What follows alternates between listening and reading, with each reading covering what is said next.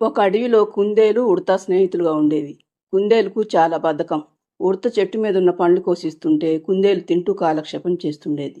ఒకరోజు ఉడత పొరపాటున చెట్టు మీద నుండి జారి కింద పడుతుంది. దాంతో ఉడత కాలికి దెబ్బ తగలటంతో నడవలేని స్థితిలో ఉంటుంది ఉడత. ఉడత నడవలేకపోవటంతో కుందేలుకు ఆహారం తీసుకొచ్చి ఇవ్వలేకపోతుంది. దాంతో ఉడత కుందేలుతో, మిత్రమా, నాకు నడవాలంటే చాలా కష్టంగా ఉంది. కొద్ది రోజుల పాటు నీ ఆహారాన్ని నువ్వే సంపాదించుకుని తిని నాకు కొంచెం తీసుకురా అని ఉడత అనటంతో కుందేలు, అయ్యో మిత్రమా, నా తిండి నేను సంపాదించుకోవటమే నా వల్ల కాదు. ఇక నీకేం తేగలను చెప్పు. నా వల్ల కాదు మిత్రమా, ఇక నేను వెళ్తున్నాను అంటూ వెళ్ళిపోతుంది కుందేలు. కుందేలు అలా అనేసి వెళ్ళిపోవటంతో ఉడతకు చాలా బాధగా అనిపిస్తుంది. కానీ ఏం చేయాలో తెలియక సాయంత్రం వరకు నీరు ఆహారం ఏమీ తినకుండా తాగకుండా అలాగే ఉండిపోతుంది ఉడత. ఉడత అలా బాధపడుతూ ఉండటం చూసిన చెట్టుకు జాలి అనిపిస్తుంది.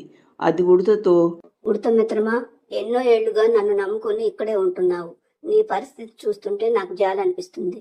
నేను నీకు ఒక మాయా కుండనిస్తాను. దాంట్లో నుండి నువ్వు ఏం కావాలని అడిగితే అది వస్తుంది.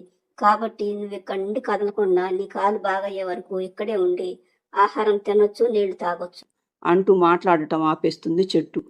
వెంటనే అక్కడ ఒక కుండ ప్రత్యక్షమవుతుంది. చెట్టు అలా చెప్పటంతో ఉడతకు ప్రాణం లేచి వచ్చినట్టు అనిపిస్తుంది. అప్పటి నుండి ఉడత ఆకలేసినా దాహం వేసినా కుండను అడగటం, కుండలో నుండి తీసుకొని తినడం చేస్తుండేది.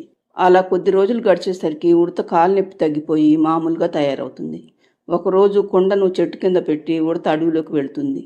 హుషారుగా ఉన్న ఉడతను ఒక చోట కుందేలు చూస్తుంది. ఉడత కాలు నొప్పి తగ్గిపోయి చక్కగా నడుస్తూ ఉండటం చూసిన కుందేలుకు ఆశ్చర్యంగా అనిపిస్తుంది. అది ఉడతతో, మిత్రమా, నీ కాలు నొప్పి తగ్గిపోయిందా?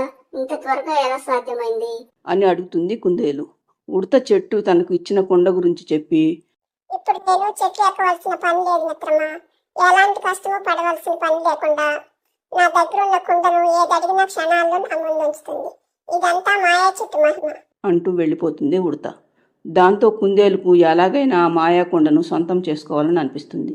అది ఉడత ఉన్న చెట్టు దగ్గరికి వచ్చి చూసేసరికి కుండ చెట్టు కిందనే ఉంటుంది. అది చూసిన కుందేలుకు వెంటనే ఏదో ఒక దుంపను తినాలని అనిపిస్తుంది.